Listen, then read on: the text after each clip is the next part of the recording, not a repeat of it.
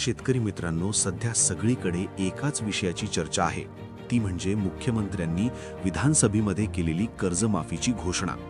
ही घोषणा ऐकायला खूप मोठी वाटते, पण या घोषणेमध्ये असे 5 गंभीर प्रश्न दडलेले आहेत, ज्यांची उत्तरं जोपर्यंत मिळत नाहीत, तोपर्यंत कर्जमाफी खरोखर झाली असं म्हणताच येणार नाही. हे 5 प्रश्न कोणते आहेत आणि ते आपल्या शेतीवर काय परिणाम करणार आहेत, हे आज आपण अगदी सोप्या भाषेमध्ये जाणून घेणार आहोत. हा व्हिडिओ शेवटपर्यंत पहा, कारण हा तुमच्या खेशाशी आणि भविष्याशी निगडित विषय आहे. प्रश्न 1.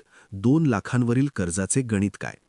पहिलाच आणि सर्वात महत्त्वाचा प्रश्न म्हणजे मुख्यमंत्री म्हणाले की आम्ही 2 लाखांपर्यंतचे कर्ज माफ करतो आहोत. आता इथे तांत्रिक अडचण अशी आहे की समजा एखाद्या शेतकऱ्यावर 4 लाख रुपये कर्ज असेल आणि त्याने वरचे 2 लाख रुपये भरले, तर उरलेले 2 लाख माफ होणार का?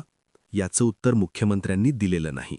जर एखाद्या शेतकऱ्यावर 3 लाख रुपये कर्ज असेल आणि त्याने स्वतःचा 1 लाख रुपये भरून कर्जाची रक्कम 2 लाखांवर आणली, तर त्याला या योजनेचा लाभ मिळणार का? की ज्याचं कर्ज निव्वळ 2 लाखांच्या आत आहे त्यालाच लाभ मिळणार? या प्रश्नाचं उत्तर सरकारने देणं अत्यंत गरजेचं आहे, कारण लाखो शेतकरी आज या संभ्रमात आहेत. प्रश्न 2. पात्र शेतकरी आणि 30 सप्टेंबरची अट. दुसरा प्रश्न म्हणजे सरकारने 30 सप्टेंबर 2025 रोजी पीक कर्ज थकीत असणाऱ्या पात्र शेतकऱ्यांना कर्जमाफी देण्याचं जाहीर केलंय. आता यात 2 मोठे उपप्रश्न निर्माण होतात. पहिलं म्हणजे शेतकऱ्यांनी जे जूनमध्ये कर्ज घेतलेलं असतं ते सप्टेंबरमध्ये तांत्रिकदृष्ट्या रेग्युलर असतं, मग ते कर्ज माफ होणार का? आणि दुसरं म्हणजे तुम्ही जो पात्र हा शब्द वापरलाय त्याची नक्की व्याख्या, डेफिनिशन काय? या पात्रतेसाठी तुम्ही कोणत्या अटी आणि शर्ती लावणार आहात? कारण मागच्या वेळी सुद्धा अटींच्या जाळ्यात अडकून अनेक शेतकरी या लाभापासून वंचित राहिले होते. या अटी त्वरित समोर आणणं गरजेचं आहे. प्रश्न 3. कायमस्वरूपी उपाययोजनांचा रोडमॅप काय?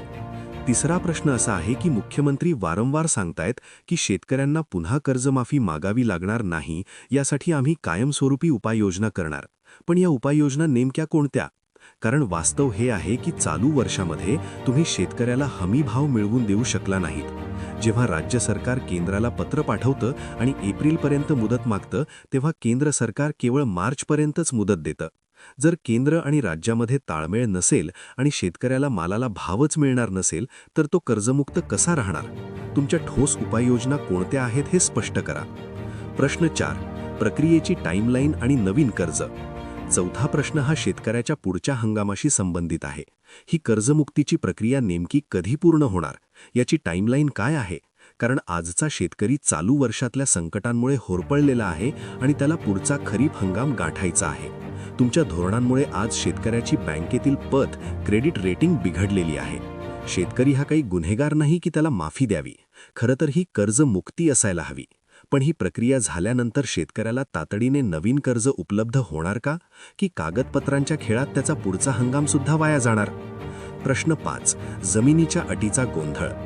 5वा आणि शेवटचा प्रश्न. मुख्यमंत्र्यांनी अर्थसंकल्पानंतर घेतलेल्या पत्रकार परिषदेत अल्पभूधारक, बहुभूधारक आणि 2 हेक्टर अशा शब्दांचा वापर केला. यामुळे पुन्हा गोंधळ निर्माण झाला आहे. ही कर्जमाफी नक्की कोणाला मिळणार? अल्पभूधारकांना की ज्यांची जमीन 2 हेक्टरच्या आत आहे त्यांना? कर्जमाफीसाठी जमिनीची अट असण्याचं कारणच काय? मुळात अशी कोणतीही अट नसावी, हीच सर्वसामान्य शेतकऱ्याची मागणी आहे. जमिनीच्या अटीमुळे अनेक गरजू शेतकरी यातून बाहेर फेकले जाण्याची भीती आहे. शेतकरी मित्रांनो, जोपर्यंत या 5 प्रश्नांची स्पष्ट उत्तरं माननीय मुख्यमंत्री देत नाहीत, तोपर्यंत ही कर्जमाफी नक्की कोणाच्या फायद्याची आहे हे सांगणं कठीण आहे. आम्ही प्रत्येक अपडेट तुमच्यापर्यंत घेऊन येत आहोत. तुम्हाला या विषयावर काय वाटतं हे कमेंटमध्ये नक्की सांगा. अशाच महत्त्वाच्या आणि सविस्तर माहितीसाठी आपल्या चॅनलला सबस्क्राईब करा आणि शेजारील बेल आयकॉन नक्की दाबा, जेणेकरून कोणताही अपडेट तुमच्याकडून मिस होणार नाही. धन्यवाद.